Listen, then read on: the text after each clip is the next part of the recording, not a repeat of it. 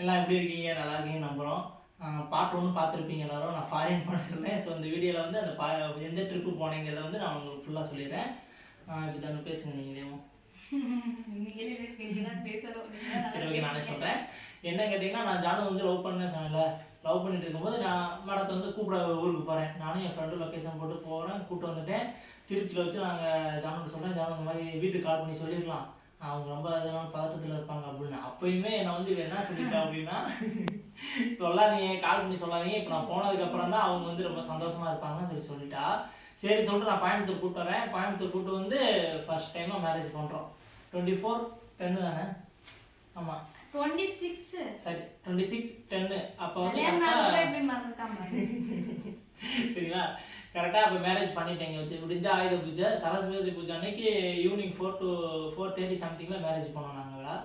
Marriage பண்ணி முடிச்சுட்டு ஜாலியாக இருந்தோம். அம்மா நான் எல்லாமே. கடைசியில் அம்மா தான் சொன்னாங்க, இந்த மாதிரி பொண்ணை கூப்பிட்டு வந்துட்டு தப்பு தம்பி, நீ எப்படியா இருந்தாலும் அவங்க வீட்டுக்கு நீ இன்ஃபார்ம் பண்ணி ஆகணும்னு சொல்லிட்டு அம்மா ஒரு மொபைல்லேருந்தே கால் பண்ணி சொல்லிட்டாங்க, இந்த மாதிரி உங்கள் பொண்ணு இங்கே தான் இருக்குது, நீங்கள் வந்து இங்கே கூப்பிட்டு போங்க அப்படின்னு. அவங்க என்ன பண்ணிட்டாங்க, என்னோட ஏதோ ஒரு ஐடி கார்டு தானே, பொண்ணோட ஐடி கார்டா, நான் பெங்களூர் ஒர்க் பண்ணிட்டு இருந்தேன், அந்த பொண்ணோட ஐடி கார்டை வச்சு நான் பெங்களூருக்காரன் அப்படி இப்படின்லாம் ஏதோ சொல்லிட்டாங்க.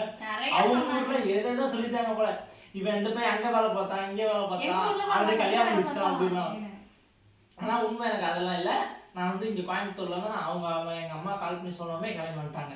அவங்க அம்மா வந்தது சும்மாலாம் வரல, அவங்க ஒரு பெரிய பட்டாளத்தையே கூப்பிட்டு வந்துட்டாங்க. என்னமோ இங்கே எங்களுக்கு ஆள் யாரும் இல்லை, நாங்கள் இது மாதிரி, ஆனால் இங்கே அவங்களுக்கு தெரியாது இங்கே எவ்வளோ பெரிய பட்டாளமே இருக்குது அப்படின்னு சொல்லிட்டு.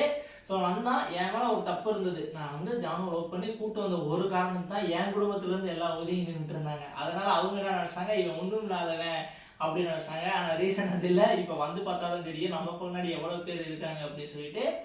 அது இல்லாமல் இவ்வளோ கூப்பிட்டு வந்துட்டேன். கேஸ் ஆயிடுச்சு, பிளம்பு ஸ்டேஷனில் கேஸ் ஆயிடுச்சு. ஸோ அந்த கேஸ் அங்கே எல்லாம் பேசி முடிச்சு செஞ்சு விடுவோம். இவங்க ஊரில் என்ன பண்ணிட்டாங்க, ஸ்டேஷன் வந்து வர சொல்லிட்டாங்க, இல்லை அந்த பொண்ணு அந்த பையனை கூப்பிட்டு போயிருக்குது, நீங்கள் வந்து பேசி கேஸை முடிச்சுட்டு அந்த பிள்ளை எழுதி கொடுத்துட்டு அந்த பொண்ணை கூப்பிட்டு போயிட்டோம் அப்படின்னு சொல்கிறாங்க. நான் இவங்க ஊருக்கு கிளம்பி நான் ஜானு அப்புறம் அவங்க அம்மா அப்பா அவள் எல்லாமே கிளம்புறதுக்கு ரெடி ஆகிட்டு இருக்கோம். அப்போ ஜானு உங்கள் அம்மா பிடிச்சி ஜானு செம்ம ஏற்று கொடுத்துட்ருக்காங்க. நானும் எங்கள் அம்மா கிட்ட நின்று இன்ஸ்பெக்டர் என்னை திட்டிகிட்டு இருக்காரு, ஏன்டா அப்படி பண்ண செஞ்சேன் அப்படின்னா. சரி சொல்லிட்டு டேரெக்டாக போயிட்டேன். ஜானு அம்மாட்டே போயிட்டு, நான் தான் உங்கள் பிள்ளைய பண்ணேன், எல்லா பள்ளியுமே நான் ஏற்றுக்கிட்டேன். நான் தான் உங்கள் பிள்ளைய அவளுக்கு டைமாக கூப்பிட்டேன் கால் பண்ணி, அதனால தான்மா அவன் மேலே எந்த ஒரு தப்பு இல்லைம்மான்னு. ஆனால் அவள் அதுக்கு முன்னாடி அவங்க அம்மாட்ட எல்லாத்தையும் உண்மையை எப்படிலாம் சொல்லிட்டேன். அதனால் அவங்க அம்மா என்ன சொன்னாங்கன்னா, உங்களை கண்டிப்பாக நாங்கள் பிரிக்கவே மாட்டோம்பா, நீங்கள் எங்களை நம்பி வாங்க, உங்களை கடைசி வரைக்கும் நம்ம பிரிக்க மாட்டோம்னு அவங்க அப்பா அந்த சொன்ன ஒரு வார்த்தை. நான் இப்பயே சொல்கிறேன், நான் ஜானோட அம்மா வந்து நான் ஒரு நாள் இப்போ இந்த நொடி வர அத்தைன்னு சொன்னதில்ல, எப்போ நான் ஸ்டேஷனில் வச்சு அவங்களை அத்தைன்னு சொல்லி அம்மா சொல்லி கூப்பிட்டணும், இந்த நொடி வர கால் பண்ணாலுமே அம்மா அம்மா தான் அவங்க பேசிட்டு இருக்கேன். இப்போ வர அவங்ககிட்ட சொல்லி தான் என்னையே பிளாக்மெயில் பண்றான். இவளுக்கு ஏன்னா ஏதாவது பண்ணா நான் உடனே அவங்க அம்மா கால் பண்ணிடுறேன், அம்மா இந்த மாதிரி பண்ணிட்டு இருக்காமா பிள்ளையாம. எங்க அம்மா கால் பண்ணுவா கேட்டா நான் அடங்கிடுவேன், அதனால கால் பண்றாங்க. எனக்கு அவங்க அத்தை சப்போர்ட் இருந்தா அவங்க அத்தை ஒரு சில நேரம் ஒன்று டம்மு அடியை விழுந்துருது, டம்மு டம்முன்னு. நல்ல விஷயத்துக்கு எனக்கு சப்போர்ட், எல்லா விஷயத்துக்குமே சப்போர்ட் பண்ணிடுவாங்க. சேட்டை பண்ணேன்னா திட்டு விடுவோம், அவ்வளோதான். ஆனால் இவங்க சரியான ஆளுங்க. சரி சொல்லிட்டு நாங்கள் இங்கேருந்து கிளம்பிட்டோம், எல்லாம் ஸ்டேஷன்லேருந்து கிளம்பி உங்கள் ஊருக்கு போய் திருமயத்தில் போய் இறங்கிட்டோம். இறங்கி திரும்பிய ஸ்டேஷனில் தான் உடனே என் அடிக்கிறதுக்கு ஆள் வேறு, சரியான காமெடி ஆகி போச்சு. என் அடிக்கிறதுக்கு ஆள் வரும், எங்கள் அம்மாவோட சொல்லிட்டாங்க, ஆள் இல்லைன்னு நினச்சிட்டு நீங்கள் இந்த மாதிரி பண்ணிட்டு இருக்காதீங்க, உங்களை நம்பி வந்ததுக்கு நீங்கள் இந்த மாதிரி பண்ணிட்டு இருக்காங்கன்னு சொல்லி அம்மாவுக்கு ஒரு பக்கம் கோபமாகி, அதுக்கப்புறம் பொண்ணு வீட்டில் வந்து கேஸ் எழுதும்போது என்ன அவங்க எழுதிட்டாங்க அப்படின்னா மாற்றி வாங்கிட்டாங்க. சரி அந்த பையனை நாங்கள் விட்டுடுறோம், நீங்கள் இது மட்டும் எழுதி கொடுங்கன்னா. மேக்ஸிமம் என்ன கேட்டிங்கன்னா, அவங்க அம்மாவுக்கு வந்து படிக்க தெரியாது, அவங்க அம்மாவுக்கும் பக்கம். அப்பா படிக்க தெரியும், அம்மா தான் சைன் போட்டது, அப்பா சைன் போடல. அப்படிங்கிறப்ப அவங்க வந்து எழுதிட்டாங்க, நான் மாற்றி எழுதிட்டு அந்த பையனை கையெழுத்து போட்டீங்கன்னா நாங்கள் விட்டுருவோம் அப்படின்னு சொல்லும்போது கடைசியில் பார்த்தா அவங்க என் மேலே கேஸே போட்டு விட்டாங்க. கேஸ் போட்டு இவங்க அனுப்பிச்சுருந்து முதல்ல அந்த பொண்ணு அவங்க போட்டுண்டா, அவங்க போனால் தான் ஒன்று நான் அவங்க அம்மாவை கூட அனுப்பிச்சி விட முடியும் அப்படின்னு சொல்லிட்டாங்க. ஆனால் என்ன விஷயம் கேட்டால் எங்கள் அம்மா கிட்டத்தட்ட ஒரு 1 hour முன்னாடி எங்கள் அம்மா கிளப்பி விட்டாங்க ஊருக்கு. வந்த கார்லேயே எங்கள் அம்மா கிளம்பி கோயம்புத்தூர் வந்துட்டாங்க. ஏன்னா அதுக்கப்புறம் டேரெக்டாக கூட்டு போய் புதுக்கோட்டை ஜெயிலில் வச்சு அடைச்சாங்க. கிட்டத்தட்ட ஒரு சொல்லிடலாமா ஒரு 6 month இருக்கும். 6 month இவளுக்காண்டி நான் உள்ளே இருந்தேன். அவ்வளோ நாள் இவளுக்காண்டி ஜெயிலில் இருந்து கஷ்டப்பட்டு.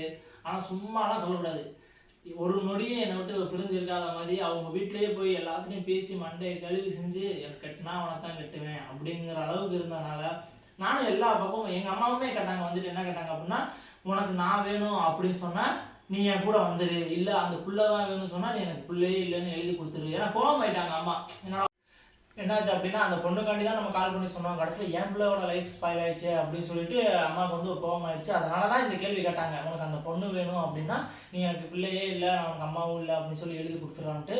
ஆனால் அவங்க என்ன கேட்டேன்னா, அவங்க அப்பா அம்மா இந்த நொடி வர நான் வந்து இவன் மேலே எனக்கு லவ் வந்து ஃபுல்லாக இருக்குது. இருந்தாலும் என்ன கேட்டால் இவளை இன்னும் நெக்ஸ்ட்டு படி கொண்டு போகணும் அப்படின்ட்டு என்னோட டார்கெட் ஏன் கேட்டிங்கன்னா, அவங்க அப்பா அம்மா. அவங்க அப்பாவை விடவும் அவங்க அம்மாவோட சப்போர்ட் கொஞ்சம் எங்கே நம்ம பொண்ணோட லைஃப் எது ஸ்பாயில் ஆகிருமோ அப்படின்னு சொல்லிட்டு ரொம்ப கஷ்டப்பட்டு அவ்வளோ இது ஸ்டேஷனுக்கு சொல்லி வீட்டில் வந்து சொல்கிறாங்கன்னு நினைக்கிறேன். ஆமாம், ஸ்டேஷனை சொல்லி போய் பார்க்க போகலாம் பையனை அப்படின்னு சொல்லுவோம். அவங்க அம்மா கிளம்பி வர்றாங்க என்னை பார்க்க. அவங்க அப்பா அம்மா எல்லாமே கிட்டத்தட்ட எனக்கு வீட்டில் ஒரு 3 times வந்துடுவாங்க ஜெயிலுக்கே டேரெக்டாக என்னை பார்க்குறதுக்கு. அவ்வளோ கஷ்டப்பட்டோம்.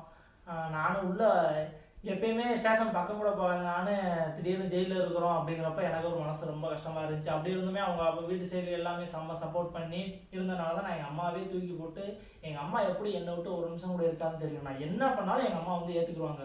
என்கிட்ட நான் அவங்களோட பிள்ளை, எனக்கு என் பிள்ளைனா உசுறு, அவ்வளோதான். எனக்கு அப்பா இல்லை மேக்ஸிமம். ஆனால் எனக்கு எங்கள் அம்மானா ரொம்ப பிடிக்கும். அதனால் எங்கள் அம்மா வந்து என் தங்கச்சி இல்லாமல் கூட இருந்தாங்க, மேபி நான் இல்லாமல் எங்கள் அம்மா இருக்க முடியாது. அதனால் எங்கள் அம்மா வந்து பேசிடுவாங்க அப்படின்னு தெரிஞ்சு தான் நான் ஜானு சைடு ஃபுல்லாக நின்னது. சொல்லி அவள் பார்க்கும்போது என்னை திட்டுவா, விளாக பார்க்கும்போதையும் சரிங்களா. சரி சொல்லிட்டு அம்மாவும் வந்து என்கிட்ட ஒரு 113 நாள் வந்து அம்மா என்னை ஃபஸ்ட் டைமாக ஜெயிலில் பார்க்குறாங்க. அழுதுகிட்டே வராங்க எங்கள் அம்மாவும் என் தங்கச்சியும். வந்து பார்த்து நான் அழுகுறாங்க, நான் சிரிச்சுட்டே நின்றுட்டுருக்கேன் எங்கள் அம்மாவுக்கு முன்னாடி. ஏன்னா பழகிருச்சு எனக்கு 100 நாள் அப்படிங்கிறப்ப 113 நாள் தான் அம்மா பார்க்க வராங்க. என்னடா லைஃப்பில் போனால் போட்டு என்னடான்னு பரவாயில்ல, அவளை விடக்கூடாதுன்னு சொல்லிட்டு இவ்வளோ நானும் ஒரே ஸ்ட்ராங்னா மேபி கோர்ட்டுக்கு போகும்போதும் கூட இவ கால் பண்ணி சொல்லிடுவாங்க உள்ளேருந்து, இந்த மாதிரி பையன் கோர்ட்டுக்கு வெளியே வரா, நீங்கள் வந்துருங்க சொன்னோன்னே இவ்வளோ இவங்க அம்மாவும் டேரெக்டாக கிளம்பி வந்துடுவாங்க. பிள்ளை கூட்டிட்டு சொல்லிடுங்க அப்படின்னாங்க. கால் பண்ணி சொல்லுவாங்க இந்த மாதிரி உங்க ஆள் வர்றாரு, நான் இதுன்னு சொல்ல மாட்டேன், உங்க ஆள் வர்றாரு சீக்கிரம் வாங்க, எல்லாம் அவங்க ஆத்துக்காரர் வர்றாரு சீக்கிரம் வாங்க பார்த்துருவாங்க அப்படின்றவாங்க. உள்ள ஒருத்தர் ரொம்ப செம்ம சப்போர்ட் பண்ணாரு. அவங்க நேம் இதில் மென்ஷன் பண்ண விரும்பல, ஏன்னா நாளைக்கு எதுவும் அவங்களுக்கு ப்ராப்ளம் ஆகிடக்கூடாது. ஸோ அந்த ஒருனால ஒரு ஆஃபீஸர் தான். ஆனால் ரொம்ப செம்ம சப்போர்ட்டாக இருந்துச்சு. இவளால் உள்ளே இருந்தது தான் நான் மிச்சம். என்ன பண்ணணும்னு ஒன்றுமே புரியாத அளவுக்கு இருந்தேன். மேபி இப்போ எல்லாம் சரியாகி சால்வ் ஆகிடுச்சு. இவங்க கோர்ட்டுக்கெல்லாம் வரும்போது உள்ளேருந்து கூட்டிகிட்டு வரும்போது அப்பாவே இப்போ ஃபஸ்ட்டு பார்க்கும்போதெல்லாம் அப்பாவே இவளுக்காண்டி கை ஃபுல்லாக விலங்கு போட்டே என்னை கூட்டு வந்தாங்க. அதுக்காண்டிலாம் இது பண்ண முடியுமா பண்ணாங்க. கையில் விலங்கு போட்டு வந்தாங்க, அழுதுட்டேன் அப்போதான். ஆனால் இவங்க ஊரில் என்ன பேசியிருக்காங்கன்னா, அந்த பையன் பின்னாடி போயிருக்கான், அந்த பையன் அவனை நல்லா வச்சுக்க மாட்டேங்கிறேன். முதல்ல வந்து அக்கம் பக்கத்தில் கேளு, அந்த பொண்ணு எந்த அளவு வந்து ஹாப்பியாக இருக்காங்க, எவ்வளோ சந்தோஷத்தில் இருக்கான்னு கேட்டதுக்கப்புறம் ஊருக்குள்ள பேசுகிறதெல்லாம் பேசிக்கோங்க. மேபி இந்த வீடியோவை நீங்கள் ஊரில் இருக்கிறவங்க பார்க்குறது தான் நான் நினச்சிக்கிட்டு இருக்கேன். உங்களுக்கு நாங்கள் எவ்வளோ ஹாப்பியாக இருந்துட்டு இருக்கோம். ஆனால் குடும்பம் அப்படின்னா சண்டை இருக்க தான் செய்யும். அதுக்கூட நாங்கள் போகிற செல்ல சண்டையெல்லாம் அது சண்டையாகவே எடுத்துக்கவே முடியாது. ஒரு 10 அதிகபட்சம் ஒரு 5 நிமிஷம் கூட எங்களோட சண்டை நினைக்காது. ஆனால் நீங்கள்லாம் பேசியிருக்கீங்க, சந்தோஷம். ஆனால் நீங்கள் எல்லாம் ஃபஸ்ட்லேருந்தே எங்களை எதுக்க போய் தான் நாங்கள் எங்களோட லவ் ஒன்று ட்ரூ ஆகிக்கிட்டு இருக்கு. நாங்களும் இன்னும் அவ்வளோ சந்தோஷமாக போய்கிட்டு இருக்கோம். ஸோ அதேமாதிரி இன்னும் தப்பாக பேசுங்க, சரியா, சந்தோஷமாக பேசுங்க. அதேமாதிரி நம்ம கமெண்ட்ஸில் வர்றதே அதான் மச்சான் அதிகமாக. அவங்களுக்கு வந்து ஏஜ் ஒன்றும் கம்மி இல்லை, ஸ்கூல் போகிற வயசுலாம் இல்லை, அவங்களுக்குலாம் ஏஜ்லாம் கம்ப்ளீட் ஆகிடுச்சு. நெக்ஸ்ட் விளாகில் வந்து நான் வந்து ரெஜிஸ்டர் பண்ண காப்பியும் நான் உங்களுக்கு காட்டிடுறேன் அதில். ஓகேங்களா. நெக்ஸ்ட் விளாக்ல இன்னும் வேற நிறைய ட்விஸ்ட்லாம் இருக்கே காத்துட்டு இருக்கு. இப்போ எப்படி சப்போர்ட் பண்ணுறீங்களோ அதே மாதிரி அந்த விளாக்கையும் பாருங்கள், கண்டினியூஸாக பாருங்கள். பார்ட் 2 முடிஞ்சு பார்ட் 3 வந்து கூடிய சீக்கிரத்தில் நான் வெளியே விட்டுறேன். மேபி நாளைக்கே வந்தாலும் வந்துடலாம். கண்டிப்பாக எவ்வளோ சப்போர்ட் இன்ஸ்டால கொடுத்தீங்களோ அதே சப்போர்ட் இதுலேயும் கொடுங்க. மறக்காமல் லைக் பண்ணி ஷேர் பண்ணி சப்ஸ்கிரைப் பண்ணிடுங்க. பெல் ஐக்கனை தட்டி விட்டுருங்க. நீங்கள் சரி சொல்லுங்கள் நீங்கள் ஏதாவது இப்போ அடுத்த பேசிக்கிறேன். Okay friends, okay bye. எல்லாரும் நீங்கள் இன்ஸ்டாவில் எவ்வளோ நீங்கள் எங்களுக்கு சப்போர்ட் பண்ணீங்களோ அந்த மாதிரி யூடியூப்லேயே எங்களுக்கு சப்போர்ட் பண்ணணும். அது மட்டும் இல்லாமல் லைக் பண்ணுங்க, ஷேர் பண்ணுங்க, சப்ஸ்கிரைப் பண்ணுங்க. ஓகே அஜய், நான் ஆல்ரெடி சொல்லிட்டேன். அவங்க சொன்னாங்க நான் சொல்லணும்ல, அப்புறம் இவன் சொன்னா மட்டும். பாய்.